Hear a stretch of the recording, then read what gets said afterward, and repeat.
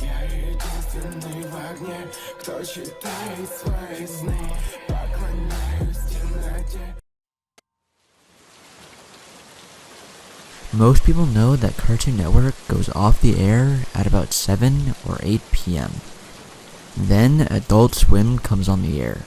I usually watch TV with my little brother until his bedtime, 7:15. We watch Cartoon Network and I enjoy watching Gumball and We Bare Bears with him.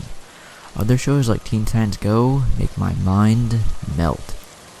It showed the Goodnight Massage that usually plays when it's time to go off the air. Around that time is when my brother goes to bed. I just play on my phone until American Dad comes on because that's one of my favorite shows.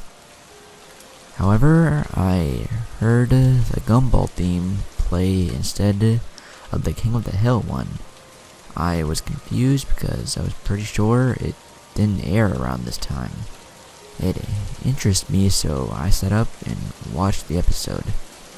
I saw the title card with no music. Usually with Gumball episodes, during the title card you can hear twinkling sounds, then music that corresponds with the episode, but it was just pure silence. The episode started with Gumball waking up in a first-person view. He said good morning to Darwin, but Darwin was just a real-life goldfish. He walked downstairs and Anais was in her high chair, and she was human and not just animated human like a real-life little girl. I just thought it was a parody, so I shrugged it off. Nicole then said, "Good morning, Zach." If you didn't know, Zach is Gumball's real name, as told in the episode, The Name. It then showed Gumball's face for the first time. He had blonde hair, green eyes, and he was wearing a cat ear headband. He looked a little sad and irritable. Everyone on the bus was human and talking to each other. Even Rocky was human. Once they arrived at Elmore Junior High, Gumball looked like he was hiding something. Some of the costumes for the actors were pretty impressive. For example, Penny was also wearing a headband like Gumball, but it had antlers on it. Miss Simeon was a tall old lady with a monocle, and Principal Brown was very hairy. Alan's hair was combed over and he was wearing a polo. I can't name everyone's design change, but you catch my drift. Then, towards the last few minutes of the episode, Gumball went into the out-of-order bathroom from the episode The Stories. Then he pulled out some pills and took them. I just couldn't believe my eyes. I thought I was dreaming, but no, this was being aired on Adult Swim.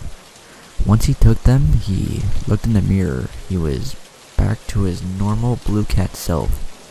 He then walked outside, and everyone else was back to being animated. Gumball then turned to the screen and said, "What you just saw, that's the truth." It then showed credits.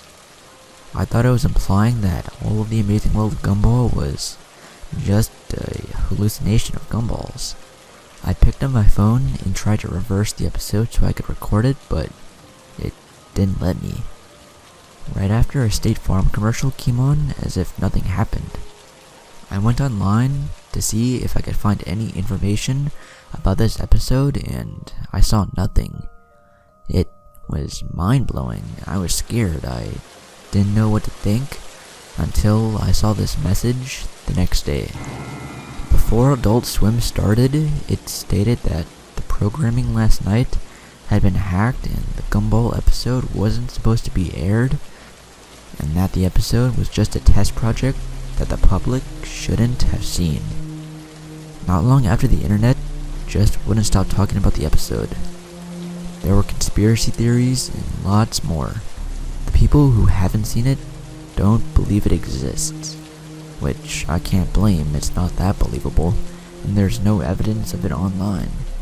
And still today, that episode haunts me, and I can't look at Gumball the same way ever again.